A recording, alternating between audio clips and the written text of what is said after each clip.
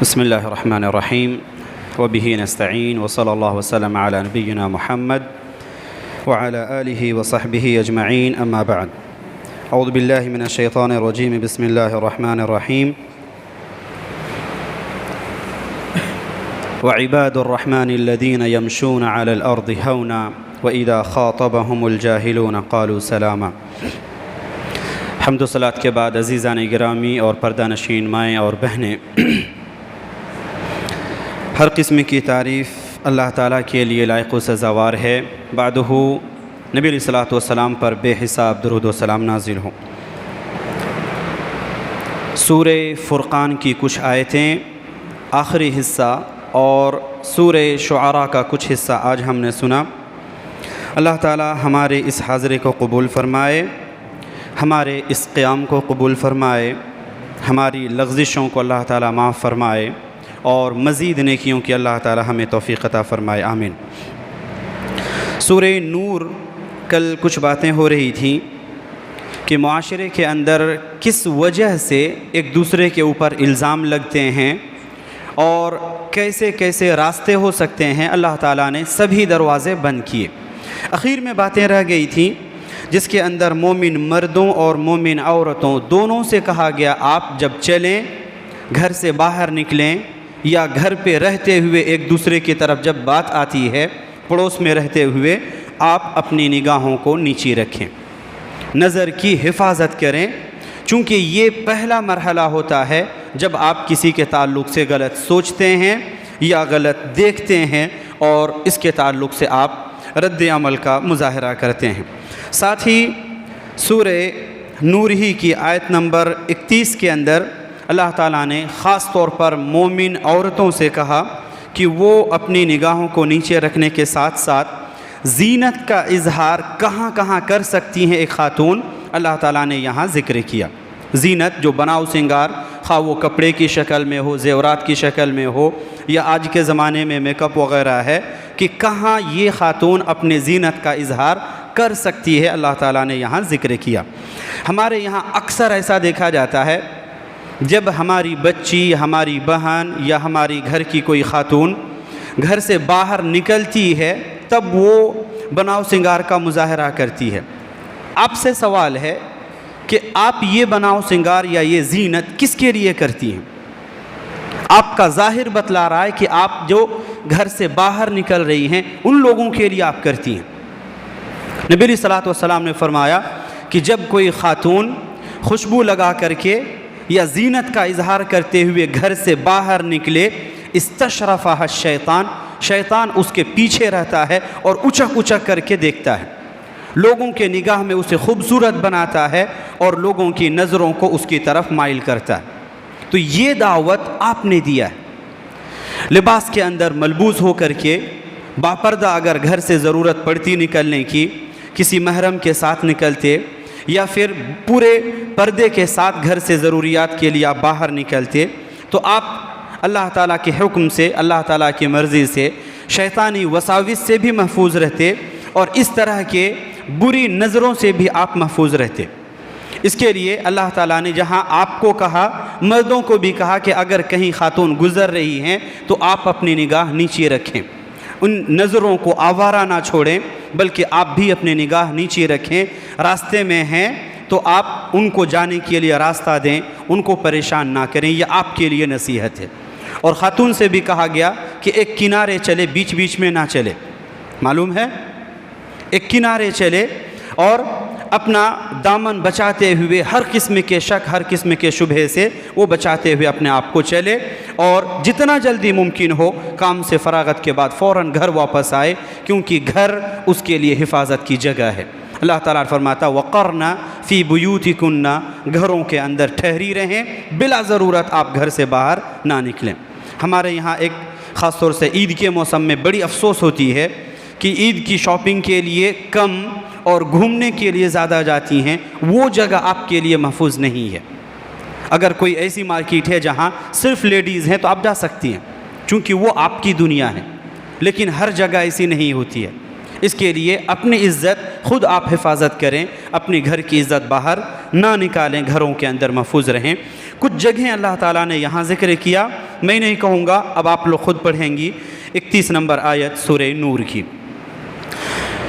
اس کے بعد مومنوں کی کچھ حالت اللہ تعالیٰ نے ذکر کی کہ جب ان کے سامنے اللہ اور اس کے رسول کی طرف ان کو بلایا جاتا ہے تو یہ کہتے ہیں کہ ہم نے سنا بھی، آواز بھی سنے ہم نے، اور اس پر جو ہمارا حکم ہے ہم نے عمل بھی کیا۔ منافقوں کی طرح سے نہیں کہتے ہیں کہ سن لیا اور ہم نے نافرمانی کی یا سن کر کے انسنی، یہ مومنوں کی صفات نہیں ہے، سن کر کے جو بھی ملے اس پر عمل کرتے ہیں۔ اس کے بعد اخیر میں اللہ تعالیٰ نے نبی علیہ الصلوۃ والسلام کی عزت اور آپ کے احترام کے تعلق سے بات کی اور کہا کہ جب نبی علیہ الصلوۃ والسلام کا نام لیں تو ادب کے ساتھ لیں، عزت اور احترام کے ساتھ لیں، اور محمد کہہ کر کے نہ پکاریں، جب بھی آپ کہیں تو صلی اللہ علیہ وسلم کے ساتھ ان کو ذکر کریں، کیونکہ ان کو پکارنا عام پکارنا نہیں ہے، یہ نبی علیہ الصلوۃ والسلام ہے۔ اس کے لیے کہا گیا کہ ان کا احترام ہمیشہ ایک انسان اپنی دل سے، اپنی جان سے بھی زیادہ ایک انسان ان کا احترام اپنے اوپر رکھے۔ ساتھ ہی احکام کی، نبی علیہ الصلوۃ والسلام کی سنتوں کو حقیر سمجھنے یا ان کے مخالفت سے ڈراتے ہوئے کہا کہ لوگوں کو ڈرنا چاہیے کہ کہیں اس سنت کی حقیر سمجھنے یا سنت کو کم سمجھنے کی وجہ سے کہیں ان پر دنیا میں کوئی مصیبت نہ آ جائے اور آخرت میں عذاب ان کے لیے رکھا ہوا۔ تو جو بھی چھوٹی سے چھوٹی سنت آپ اس کی قدر کریں، عمل نہیں کر سکتے ہیں تو کم از کم اس کا مذاق نہ اڑائیں، کیونکہ آپ استہزاء کے جرم میں، یہاں ہمارے قانون کے اندر جرم میں سزا دی جاتی ہے، یہاں آپ سیدھے سے دین اسلام سے باہر ہو جائیں گے۔ یہ نبی کی استہزاء ہے، کوئی عام بات نہیں ہے۔ اس کے لیے جب بھی نبی علیہ الصلوۃ والسلام کا ذکر کریں ذرا الفاظ سوچ سمجھ کر کے نکالیں۔ سورہ فرقان، قرآن کریم کا ایک نام فرقان بھی ہے۔ اس کے اندر اللہ تعالیٰ نے شروع میں قرآن کریم کے نزول کا ذکر کیا۔ عجیب بات ہے، کفار مکہ نے نبی علیہ الصلوۃ والسلام سے کہا کہ یہ ہیں جو دوسروں سے قرآن کی آیتیں سیکھ کر کے آتے ہیں اور ہمارے سامنے پڑھتے ہیں، یا کبھی کبھار ایسا ہے کہ دوسروں سے لکھوا کر کے لاتے ہیں اور اس کے بعد ہمارے سامنے پڑھتے ہیں۔ اللہ تعالیٰ کہتا ہے کہ یہ قرآن اس ذات کی طرف سے نازل ہوا ہے جو راز کو بھی جانتا ہے، پوری کائنات کے اندر جتنے چھپے ہوئے راز ہیں وہ راز جانتا ہے۔ تو جو نبی ہے جس کا لقب ہی امی ہے، جس نے پڑھنا نہیں سیکھا کہیں جا کر کے، وہ کہیں سے یاد کر کے آئے، کہیں سے لکھوا کر کے لائے اور تمہارے سامنے پیش کرے، یہ تو تمہاری عقل پر افسوس ہے کہ تمہیں اتنا بھی سمجھ نہیں رہی کہ جو انسان پڑھنا لکھنا نہیں جانتا وہ کہاں سے لے کر کے یہ چیزیں آئے گا۔ یہ بھی ایک حکمت ہے اللہ تعالیٰ کی کہ آپ کو پڑھا لکھا شروع میں نہیں بنایا تھا۔ اگر پڑھے لکھے ہوتے تو کہتے جیسے اہل کتاب کے اسرائیلیات کی چیزیں نبی علیہ الصلوۃ والسلام نعوذ باللہ لے کر کے آتے اور کہتے کہ اس طرح کی چیزیں پرانی خبروں کو لے کر کے آ رہے ہیں چونکہ ان کی کتابیں موجود ہیں۔ اس کے لیے اللہ تعالیٰ نے راستہ ہی بند کر دیا اور کہا ما انا بقاری، پہلی وہی یاد ہے، کہا میں پڑھا ہوا نہیں ہوں، مجھے پڑھنا نہیں آتا ہے۔ پھر اس کے بعد اللہ تعالیٰ کی طرف سے آپ کی تعلیم اور تربیت شروع ہوئی۔ کچھ آیتوں کے بعد جو لوگ غیر اللہ کی عبادت کرتے ہیں، اللہ تعالیٰ کہتا ہے جب عبادت کرنے والے اور جن کی عبادت کی جا رہی ہے دونوں کو اکٹھا کریں گے اور جن کی عبادت ہو رہی ہے ان سے پوچھیں گے اَأَنْتُمْ أَضْلَلْتُمْ عِبَادِي هَؤُلَاء، کیا تم نے میرے ان بندوں کو گمراہ کیا تھا، ام ہم ضلوا السبیل، یا یہ خود گمراہ ہوئے تھے؟ تم نے گمراہ کیا تھا یا یہ خود گمراہ ہوئے تھے؟ عبادت جن کی ہو رہی ہے وہ کہیں گے سبحانک، اے اللہ تیری ذات پاک ہے، ما کان ینبغی لنا، خود ہمارے لیے بھی مناسب نہیں تھا، ان نتخذ من دونک من اولیاء، کہ تیرے علاوہ کسی کو اپنا دوست بناتے۔ تو ہم کیسے کہتے ان کو کہ ہمیں اللہ کا شریک اور برابر مانو؟ ہمارے لیے خود نہیں تھا کہ ہم کسی کو تیرے علاوہ کہیں اور اپنی ضروریات کے لیے جائیں یا کسی کو اپنا دوست بنائیں۔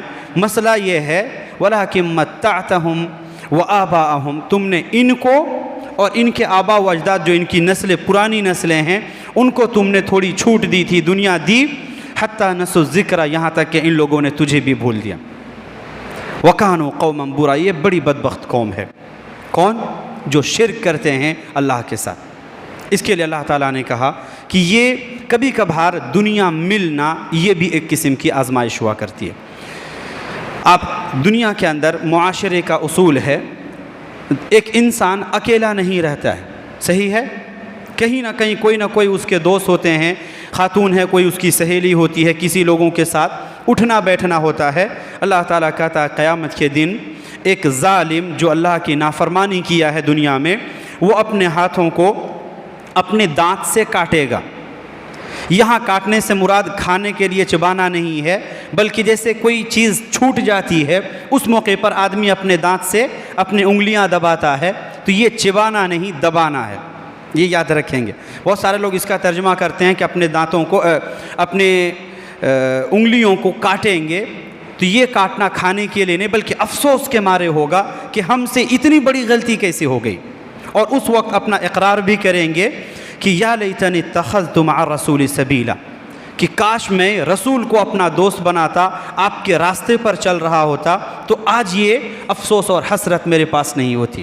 یا ویلتا لیتنی لم اتخذ فلانا خلیلا، کاش میں فلاں کو اپنا دوست نہ بنایا ہوتا، فلاں کو اپنی سہیلی نہیں بنایا ہوتا، یا فلاں کے ساتھ نہ رہا ہوتا، تو آج میرے ساتھ یہ حشر نہ ہو رہا ہوتا کہ جہنم کا راستہ مجھے دکھایا جا رہا ہے۔ یا لیتنی لم اتخذ فلانا خلیلا لقد اضلنی، اس نے مجھے گمراہ کیا ساتھ رہنے کی وجہ سے، عن الذکری، اس نے مجھے اللہ کو یاد کرنے سے بھلایا، بعد اذ جاءنی، مجھے معلوم تھی یہ چیزیں، اس کے باوجود بھی میرے ساتھ یہ مسئلہ ہوا۔ ایسا نہیں کہ لا علمی میں ہوا، میں جان رہا تھا کہ یہ چیز غلط ہے، لیکن ساتھ رہنے کی وجہ سے کچھ دنوں تک بچا رہا اور پھر اس کے بعد اسی کے راستے پر چلا رہا۔ جب بھی آپ کو آپ کے ساتھی سے یہ محسوس ہونے لگے کہ میں دین سے دور ہو رہا ہوں، فوراً اس دوستی کو ختم کر دیجئے۔ یہ ایک نصیحت ہوگی، چونکہ وہ اب آپ کا دوست نہیں، شیطان کا دوست ہے، اور آپ کو شیطان کی راہ پر لے کر کے جا رہا ہے۔ قرآن کے تعلق سے خطبہ جمعہ کے اندر آپ لوگوں نے سنا ہوگا کہ جس میں نبی علیہ الصلوۃ والسلام اللہ کے سامنے ایک مقدمہ لے کر کے جائیں گے کہ اے اللہ، میری قوم کے لوگ ہیں، ان لوگوں نے قرآن کو چھوڑ دیا تھا، لوگ چومنے کے لیے رکھے ہوئے تھے، یا قرآن خوانی کسی دن ایک سانس میں پورے قرآن پڑھنے کے لیے لوگ رکھے ہوئے تھے۔ بہت سے ایسے بھی ہیں جن کو قرآن کتنا پارا ہے، قرآن کس نبی پر نازل ہوا، بہت کم لوگ ہوں گے، ورنہ اکثریت ایسی ہے کہ قرآن کتنے پاروں پر مشتمل ہے، کتنی سورت ہے، سورہ فاتحہ شروع میں ہے یا آخر میں ہے، اتنا تک نہیں معلوم ہے۔ قل اعوذ برب الناس ہم جانتے ہیں کہ یہ قرآن کی آخری سورت ہے، لیکن بہت ایسے ملیں گے آپ کو کہ قرآن دے دیں اور کہیں کہ قرآن سے سورہ ناس نکال کر کے دکھائیے، تو بیچ میں سے ادھر ادھر کریں گے کہ قرآن میں یہ سورہ ہے کہاں۔ یہ ہے ہماری حالت، ہمارے خلاف مقدمہ نہیں ہوگا تو کس کے ساتھ ہوگا؟ اس لیے قرآن پڑھیں۔ اللہ تعالیٰ آپ سے بات کرتا ہے کہ قرآن دراصل ہمارے لیے آج ہے، ہم قرآن پڑھیں، اس سے اپنا رشتہ رکھیں، قرآن میں جو احکام ہیں اللہ تعالیٰ کی طرف سے ان بشارتوں کو سمجھیں، تب جا کر کے یہ قرآن آپ کے لیے سفارش کرے گا۔ حدیث ہے القرآن والصیام یشفعان للعبد، کہ قرآن اور روزہ دونوں اللہ سے بندے کے حق میں سفارش کریں گے۔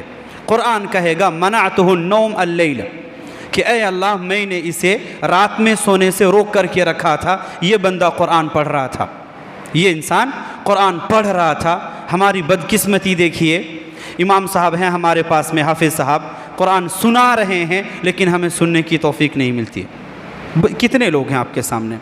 بہت مشکل، 1.5 سے 2 صف۔ یہ ہے قرآن سننا، یہ ہمارے خلاف گواہی نہیں دے گا تو کیا کرے گا؟ قل قرآن حجت لک او علیک، کہ قرآن آپ کے لیے دلیل بنے گا جب آپ کے لیے سفارش کرے گا، او علیک، یا آپ کے خلاف مقدمہ لڑے گا۔ یہ دونوں جن کے بارے میں اللہ تعالیٰ کہتا ہے کہ ان کی سفارش رد نہیں ہوگی۔ اس کے لیے قرآن سے اپنے رشتے کو، جو کمزوری ہے اس کمزوری کو دور کریں اور قرآن سے قریب آئیں۔ سورہ شعراء کا ذکر ہوا، اخیر میں سورہ فرقان کے مومنین کے کچھ صفات کا ذکر ہوا، بس ایک ایک لائن سے ان صفات کو ذکر کریں گے، ان کی تفصیلات نہیں بیان کریں گے۔ ان صفات کے یہ ہیں، سب سے پہلے زمین میں جب چلتے ہیں اکڑ کر نہیں چلتے ہیں، آرام آرام سے چلتے ہیں، سکون کے ساتھ۔ کوئی جاہل ان کے ساتھ بات کرے، جاہل سے مراد ایسا نہیں کہ علم سے دور اخلاق سے بھی اگر دور ہے، جس کی زبان صحیح نہیں، آپ خاموشی کے ساتھ سلام کرتے ہوئے وہاں سے نکل جائیں۔ رات میں جاگ کر کے اللہ تعالیٰ کے سامنے سجدے کرتے ہیں، کھڑے کھڑے ہو کر کے اپنی رات بتاتے ہیں اللہ کو یاد کرتے ہوئے۔ جہنم سے پناہ مانگنے والے ہوتے ہیں، خرچ کرنے کے معاملے میں نہ کنجوسی کرتے ہیں، نہ حد سے زیادہ کرتے ہیں، بیچ بیچ کے راہ میں خرچ کرتے ہیں، شرک نہیں کرتے ہیں، ناحق کسی کا خون نہیں بہاتے ہیں، زنا نہیں کرتے ہیں، اور نہ ہی عام قسم کے گناہوں کے اندر شامل ہوتے ہیں، توبہ کرنے والے ہوتے ہیں، اللہ تعالیٰ سے قریب ہوتے ہیں، بیہودہ بے فائدہ چیزوں کے اندر نہیں پڑتے ہیں، چاہے بیہودہ بات ہو یا بے فائدہ کام ہو، ان کے اندر نہیں پڑتے ہیں۔ جب کسی ایسی جگہ سے گزرتے ہیں جہاں بے فائدہ چیزیں ہو رہی ہیں یا بے فائدہ باتیں ہو رہی ہیں، وہاں وہ لوگ ٹکتے نہیں ہیں، شرافت کے ساتھ وہاں سے اپنا دامن بچاتے ہوئے گزر جاتے ہیں۔ جب اللہ کی آیتیں ان کے سامنے پڑھی جاتی ہیں تو گونگے بہرے نہیں بنے رہتے ہیں، بلکہ یہ قرآن کا اثر ہوتا ہے ان کے اوپر، قرآن سمجھنے کی وجہ سے، اللہ تعالیٰ کے کلام سننے کی وجہ سے، اور اپنے رب سے دعا کرتے ہیں کہ اے اللہ ہمارے بیویوں کو، ہماری نسلوں کو، ہماری آنکھوں کا ٹھنڈک بنا اور ہمیں متقیوں کا امام بنا۔ ساتھ ہی میں ایسے لوگوں کو اللہ تعالیٰ کہتا ہے جنت دیا جائے گا جو انہوں نے دنیا میں صبر کیا، اور آخرت کے اندر اللہ تعالیٰ ان کو فرشتوں کے ذریعے سے ان کے اوپر سلام کی پیشگی کی جائے گی اور یہ جنت کے اندر رہیں گے۔ اللہ تعالیٰ ہم سب لوگوں کو اس کی توفیق عطا فرمائے، آمین۔ سورہ شعراء کا ذکر ہوا، شروع میں حضرت موسیٰ علیہ السلام، پھر حضرت ابراہیم ہی علیہ السلام ہی کے ضمن میں کچھ آیتیں ایسی ہوئیں جو جنت اور جہنم کے تعلق سے ذکر کی گئیں، جنت اور جہنم کے تعلق سے ذکر کی گئیں کہ اللہ تعالیٰ کہتا ہے کہ وَبُرِّزَتِ الْجَحِيمُ وَأُزْلِفَتِ الْجَنَّةُ لِلْمُتَّقِينَ۔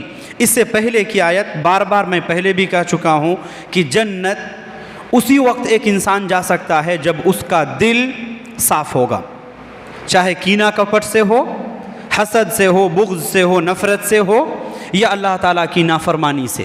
جب تک صاف نہیں ہوگا جنت واپس نہیں جا سکتا، کیونکہ اسی چیز کی وجہ سے ایک انسان جنت سے باہر نکلا ہے، اور اسی کی صفائی کے لیے ایک انسان کو موقع دیا گیا ہے۔ جب تک یہ صاف نہ ہو ایک انسان واپس جنت میں نہیں جا سکتا۔ اللہ تعالیٰ کہتا ہے یوم لا ينفع مال ولا بنون، جس دن نہ کسی کا مال اسے فائدہ پہنچائے گا نہ اس کے بچے، الا من اتى اللہ بقلب سلیم، جو انسان اللہ کے پاس صاف دل لے کر کے آئے گا اسے ہی اللہ کی طرف سے رہنمائی ملے گی۔ جنت قریب کی جائے گی متقیوں کے لیے، اور جہنم جانے والوں کے لیے جہنم ظاہر کی جائے گی، اور کہا جائے گا تم جس کی عبادت کرتے تھے وہ ہے کہاں؟ دنیا میں جن کی عبادت کرتے تھے وہ ہیں کہاں؟ کیا وہ تمہاری مدد کریں گے یا وہ خود محتاج ہوں گے؟ تم اور تمہارے ساتھ جتنے بھی لوگ ہیں جن کی عبادت کیا کرتے تھے، اگر وہ جہنم کے مستحق ہیں تو تم سب کے سب جہنم کے اندر داخل ہو جاؤ۔ پھر حضرت نوح علیہ السلام کا ایک سوال، قوم ہود کے اندر کون نبی تھے؟ قوم ہود کے اندر کون نبی تھے؟ ہود علیہ السلام خود نبی تھے، انہی کی قوم کو قوم ہود کہا جاتا ہے۔ قوم شعیب میں، قوم سمود میں صالح علیہ السلام، جزاکم اللہ خیر۔ کیونکہ یہ ساری باتیں ہمارے سامنے پہلے آ چکی ہیں، بس تھوڑا سا سوال بدل دیا گیا۔ اس سے پہلے بات آئی تھی کہ نوح علیہ السلام، قوم عاد کے اندر کون نبی تھے؟ جب ہم 11ویں پارے کے اندر تھے حضرت ہود کا ذکر ہو رہا تھا، اسی ضمن میں ہمارے پاس چیزیں آئی تھیں۔ اخیر میں اللہ تعالیٰ نے اسی سورہ شعراء کے اخیر میں قرآن کریم کے اللہ تعالیٰ کی طرف سے نازل ہونے کی طرف سے گواہی دی، اور کہا کہ یہ قرآن عربی زبان کے اندر ہے، جو خالص عربی زبان ہے۔ اللہ تعالیٰ نے حضرت جبریل کے ذریعے سے محمد صلی اللہ علیہ وسلم پر اس کو اتارا، اور کہا کہ سب سے پہلے آپ اپنے قریبی لوگوں کو اللہ کے عذاب سے ڈرائیں، اور اس کے بعد اپنا دائرہ بڑھاتے ہوئے جائیں۔ ایک نصیحت ہمارے لیے بھی کہ قرآن کریم کے یہ نصیحت کہ جب بھی اصلاح کی شروعات ہو پہلے خود سے کی جائے۔ جب کوئی اصلاح کا کام کریں، کسی عمل سے بچنا چاہیں، تو دعوت دینے سے پہلے خود ایک انسان اپنے آپ سے اس کی شروعات کرے۔ اور اللہ تعالیٰ نے بھی یہی کہا قُوا أَنفُسَكُمْ وَأَهْلِكُمْ نَارًا، پہلے اپنے آپ کو بچاؤ پھر اپنے گھر والوں کو، اور اس کے بعد دائرہ بڑھاتے ہوئے دوسرے اور چیزوں کی طرف جائیں۔ تو یہ نصیحتیں ہیں، اللہ تعالیٰ سے دعا کریں وہ ہم تمام لوگوں کو قرآن کریم سمجھنے، ان کے احکام سمجھنے، جس مقصد سے قرآن کا نزول ہوا ہے ان مقاصد کو سمجھتے ہوئے ان پر عمل کی توفیق عطا فرمائے۔ ہم میں سے جتنے لوگ بیمار ہیں اللہ تعالیٰ بیماریوں کو صحت یابی عطا فرمائے، صحت عاجلہ کاملہ عطا فرمائے، مقروض کی قرض کی ادائیگی کا راستہ ہموار فرمائے، بے روزگار کو حلال روزی کی توفیق دے، جو دین سے دور ہیں اللہ تعالیٰ دین کی طرف آنے کی توفیق دے، جو دین پر ہیں اللہ تعالیٰ دین پر مزید ثابت قدم رکھے، جب تک ہمیں زندہ رکھے ایمان اور اسلام کے ساتھ زندہ رکھے، اور جب ہمارا خاتمہ ہو خاتمہ بالخیر فرمائے، آمین۔ اقول قولی ھذا واستغفر اللہ لی ولکم ولسائر المسلمین واستغفروہ من کل ذنب انہ هو الغفور الرحیم۔